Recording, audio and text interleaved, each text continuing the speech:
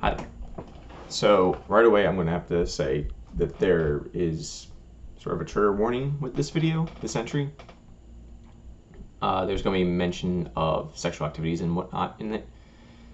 Not in great detail, but there's going to be mention of it at the very least, which I know some people might get triggered by. So this is all about being a people pleaser who is also way too vulnerable when meeting somebody new. This is my cautionary tale, my personal experience with this. When I met my ex, the one that has spurred on this series, the one that has changed my life immensely over the last 3 months since she left, and really she changed my life for the last 5 years of our when we were dating. When we first met, we met on the app called Whisper. If you're not familiar, it's an anonymous app where you can post pretty much whatever you want. It's typically used for people to vent, I guess. And at the time, I had downloaded it because I had just gotten out of it. I had a relationship for 2.5 years prior, and for 3 months after that relationship ended, that girl was stringing me along, seeing me, occasionally on nights, and kind of using me at that point. And then I had found out around Christmas of 2015 that she had been cheating on me the entire time on top of that. So I was distraught. I was a mess. Around mid-January, I started talking to this person on the Whisper app. She had posted something about, I think it was along the lines of, I want somebody in my life that can control me, but I'm not sure I can handle that. And initially, I responded to it in a very condescending kind of way. I was in a bad mood. It was late at night. I was ruminating through things, and I was just not happy. Her response, I forget exactly what it was, but it prompted me to actually laugh a little, and I replied, "Giggity," from Family Guy. I had a little bit of levity in that moment. We started conversating after that. It went to private messaging, and the entire time we were talking about what we liked in terms of fetishes. The very first image, after going back and forth for, I believe, a couple days, the very first image that I had ever received of this girl was she was laying down on her belly flat, shoulders to foot were shown, and you could see a bit of her hair, but you can see her face, and she was wearing nothing but a thong. That's the first image that this girl had ever sent me, and it was the first image sent between us. She had no idea what I looked like. Now, knowing her backstory, it's kind of jaw-dropping that she would be okay with it. She had an incident happen with a stranger online, and I'm very shocked that she was okay with doing this. And my roommate actually said that I was being catfished. He told me, stop talking to this man. It's clearly a man, stop. You're going to get yourself in trouble. So instead, I just replied with, a sheepish selfie, I had thumbs up, real close up, and I was, nervously smiling, nice. I don't know what to say to this. Even when I date, I don't like getting nudes. I know, weird, right? I'm a guy who isn't driven by his sexual desires. That would become an issue in this relationship. In fact, it becomes an issue very soon. She freaks out, oh my god, you're cute, and now we start actually talking. We're real talking now. And we exchanged Skype, because back then Skype was the big thing to still use. FaceTime was just rolling out, I think. And we started talking all the livelong day on Skype. It was amazing. We would talk about the universe 1 hour, and then the 4 hours later we're talking about anime or our favorite food, and with no breaks in between. We were just boom, boom, boom, boom, boom. Such a click. And I was like, oh my god, this is amazing. I was falling head over heels. I was infatuated. She was absolutely beautiful. I still think she is the most beautiful person I've ever met. And yeah, I was nutso. And she knew a lot about me already at this point. She knew a bit about the ex situation. I was because of the people, because of what I was referring to, the vulnerability, I was an open book. I didn't really have a lot of things to hide. And I lived my life in the idea that I like to be very honest, because you don't gain much from lying. I lied a lot in high school, got me nothing but pain and suffering. So after high school, took on the idea that I'll be very honest with people. And there's now the phrase honesty to a fault applies to me now, because everyone says it. My ex is more than likely a narcissist, and the love bombing started. They call it love bombing. For example, our first date, when I held her real close in my arms towards the end, she told me that she wanted to hold on just a little bit longer. She didn't know what it was like to be held like this. Now I'm 25, she's 20 at the time. That blew my freaking mind. Like, I'm thinking, because I'm like, oh my God, this girl, like, she's been through some stuff. Like, if we're going to keep dating, I want to make sure she knows that, like, she's okay with me. Like, this isn't, whatever you went through, it's going to be okay. I was stunned. It was like something out of an anime. Movies, even. I went back on the ferry that night to go home, and I was like, wow. Like, I can't wait to see her again, but I'm going to take this slow. I'm going to do this right. But let me backpedal a little bit. The Skyping kept happening, and things were great. When we finally did choose to meet up on February 2nd, it was amazing. And I divulged everything to her that day, that same day when I eventually held her, and she told me that. I was an open book most of the day date. I remember when I asked her straight up in the cafe, like, hey, are we actually dating? She was like, sure, I guess. I took a picture of us, and I was like, oh my God, guys, this is amazing. The whole date went perfect. I remember it like it was yesterday. In fact, my idea to propose to her was to recreate our first date in its entirety. And instead of giving her my hoodie in the spot that we stood in, because I remember where we were standing, I was going to get down on one knee. Obviously, that's not happening. So the first date's magical. Something straight out of a Disney movie for me. I don't even like Disney that much, but it's like it's that kind of cliche. Like, everything just went so well, almost unrealistically well, for meeting someone for the first time like that. Sure, we Skyped and whatnot, we talked, but this was insane. Back on the Whisper app, and this is where things start to get vulgar, so again, warnings. She made a whisper saying, like, guess being in your arms makes me very wet. And I was like, whoa. I knew it was her. I was like, but whoa, like, what a compliment. But at the same time, like, are you telling me on the first date you were ready to, get at it? Because I want to take it slow. And after what you said to me, like, when I was holding you, like, we definitely need to take it slow. So Skyping began again, and came the first instance of her wanting to have Skype session masturbation. I was not having it. I've always been uncomfortable about that idea. I don't like it.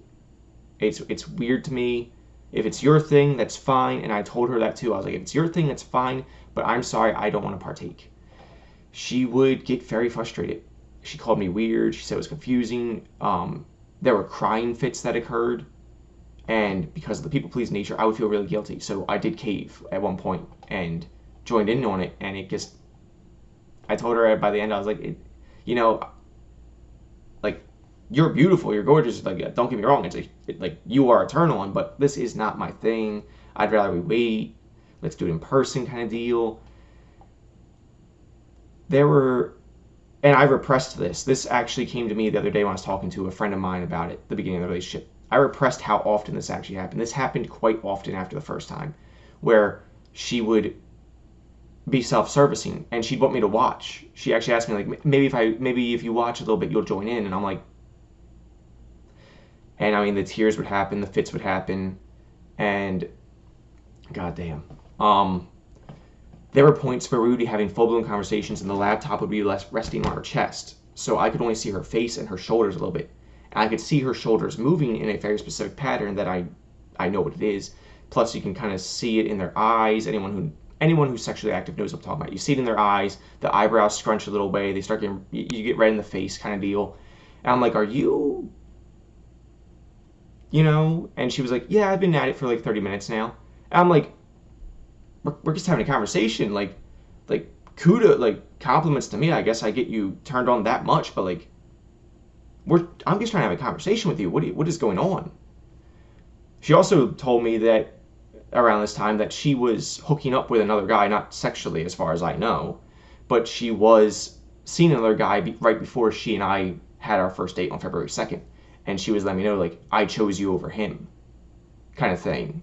Which, again, like, I wish I had little, like, props for red flags at this point, because there's quite a few now.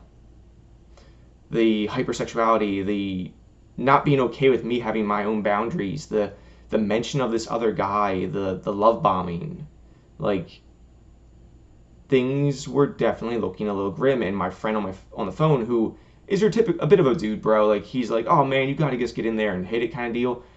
Even he was like, damn, like, damn.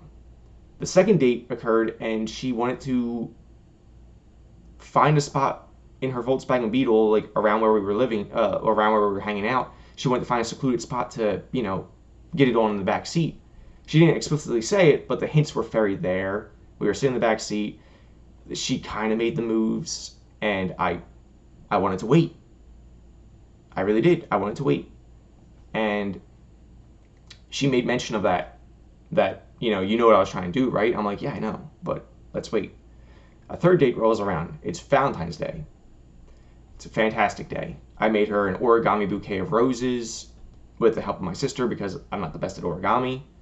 I got her a little Deadpool crochet plushie because Deadpool was coming out that Valentine's Day. Chocolates and whatnot. And she didn't know how to react to the gift. She was like, oh, she looked at the table and was like, and looked over and saw my roommate's dogs and was like, oh, you have dogs. And I was like, the fuck? And she let me know that she never knew how to react to gifts, something her mother kind of instilled on her. And it's true. That is something I actually witnessed throughout the dating. Later that night, we went out, had hibachi dinner, saw Deadpool. Fantastic day. Absolutely 10 out of 10 day. And she was going to sleep over. And I was like overjoyed as hell. Like, yeah, we get to cap off a romantic day by spending the night together. Could not get better, right? She goes into the bathroom, and the bathroom's right around the corner from the room I'm sleeping in. I'm out in the doorway, and I look over, and she's standing there in a pose, in nothing but a purple corset. She comes over to me, and like, there's the aggressive, passionate making out. And I'm thinking, oh, damn. I ask her, are you sure you want to do this? She says, yes. So we're getting into, the foreplay. And at this point, I ask her again, are you absolutely sure you want to do this? Because I'll be honest, I didn't want to do it. I really didn't. Just like in the buggy, I didn't want to do it. It was too soon for me, in my opinion. Sex is a really sacred thing for me. I know that sounds cheesy as fuck, but it's real. I get very attached. People say it's because I'm an Aquarius. If you believe in the astrology stuff, then I guess that holds water. But it's a big deal for me. It is a very connected thing for me. I have not slept around. I have only been with 3 women, and she is one of them. It's a big deal. Because of how the Skype sessions were going, because of the great day we had, because I know how she responds to being rejected on Skype, I chose to not voice that I didn't want to do it. I went through with it. And I was uncomfortable. I felt sleazy afterwards. I wasn't into it at all. And I really regret not standing my ground and setting boundaries. And that's the point of this video, is if you've made it this far, set your boundaries. Especially if you know you're feeling vulnerable. Stand your ground. Because you know what? My fear was, if I said no that night, not only would the day be ruined, and we'd probably go into bed mad and upset and awkward, she probably would have slept on a couch, or I would have slept on a couch, but I was likely never going to see her again if I said no. That's what it felt like. Because of how the Skype went, because I knew that there was this previous guy who was very aggressive in trying to have sex with her, and she let me know that. Like, he tried to get in my pants, but I wouldn't let him. And then I met you, and now here we are. But also, here we are. I was thinking, this is my shot. I'm either going to make or break the relationship right here. And we're only 3 weeks into dating. This is our 3rd time meeting. But because of how well everything clicked, I didn't want to lose it. It would be far from the only time I sacrificed my own comfort in this relationship. Far from the only time. Whether it's financial comfort, emotional comfort, or physical comfort. And the hypersexuality really kicked off at that point. Anytime we saw each other, it was like 3 times a day, and that was still not enough to sedate her. I was surprised I was able to make it that far, because I'm not that kind of person. I don't have that kind of stamina, I'll be real. The Skyping was still bad. She found it weird that I didn't want nudes ever. Because again, I just don't like that. And then eventually, as we dated longer and longer, she wanted to introduce toys to the bedroom, which was a super insecurity thing of mine. She wanted to have threesomes in the past, and I didn't believe in threesomes. I felt it was cheating. I know some people don't understand that point of view, but to me, it does feel like cheating. Even if you're all consensual, it doesn't feel right to me. Again, that's me. I have an odd way of being emotional, I guess. The toys I eventually caved, brought them into the bedroom. Really uncomfortable at first, but grew into it.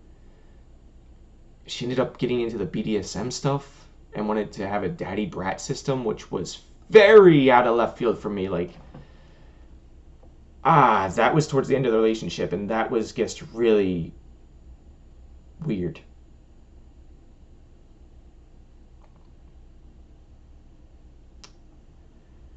Yeah. And the crazy thing is, she told me her ex, she would tell me this over the 5 years we dated. She told me this story many times. She told my sister and she told my best friend this same story about her ex before me, her only other long-term relationship that was about 2 years. She referred to it as such. Now she refers to it as they were only ever friends with benefits. But whenever she would tell the story, it was, he's my ex, and we dated for 2 years, but it turns out he never saw it as us dating, but I did. Like, not me, but her. She was very emotionally invested in this kid, and he was not feeling the same way, but they still were having sex for 2 years. And she told me some vile stuff about how he sexually abused her, how he was extremely neglectful. He would, finish the business, and then she would sit at the floor of the bed, and he would play video games, and then she just stopped existing. And I remember in detail everything she told me, because again, she told me multiple times over the 5 years, and I felt this is the kid that made her have the reason that she couldn't be held and feel loved. I need to understand this dynamic so I can understand her. Maybe this is why she's the way she is with Skype and everything. My therapist looked at me and said, "Do you really believe the stories now?" Because she's going around telling people that I am emotionally abusive, that I was controlling, that I was this monster.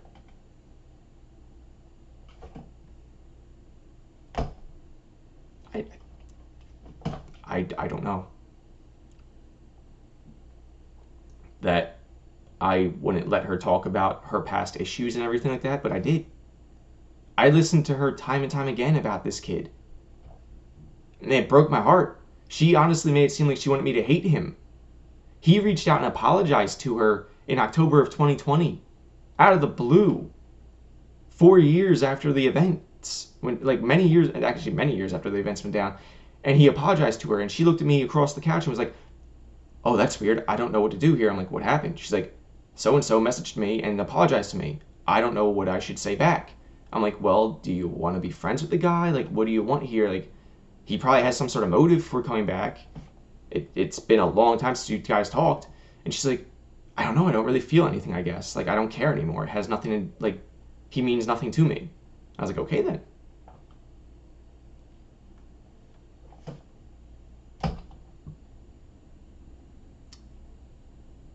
If there are red flags in the beginning, if you're ever made it to feel uncomfortable, don't ghost them. Don't do that toxic trend. Set your boundaries. Because I've had to deal with a smear campaign for the last 3 months. I lost a job because of this. directly because of what she said, actually. Like, not because of my depression, but directly because of what she said. I lost a job. I've borderline lost the will to live. I can't sleep at night without drinking ZQL. For 3 months straight, I have had to drink ZQL to sleep. Nothing else works. I don't get it.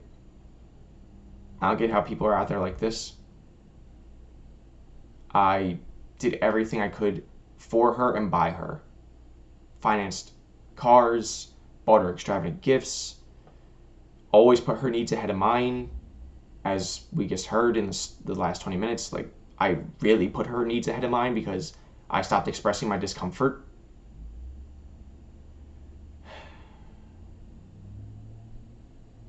It's a weird feeling to be here 3 months later and now realizing everyone was right. The relationship was bad. It was bad from the beginning. And I was too infatuated with this individual to realize it. It sucks. I don't know when I'll date again. I don't know how I'll date again. And all I do know is if I do, I need to make sure I keep my boundaries up and take my own comfort as a priority. And I hope if you've listened to this whole thing that you understand that you need to do the same. And if you've been through a situation like this, I am so sorry. I really am. But yeah, until the next entry on this really crazy journey of mine.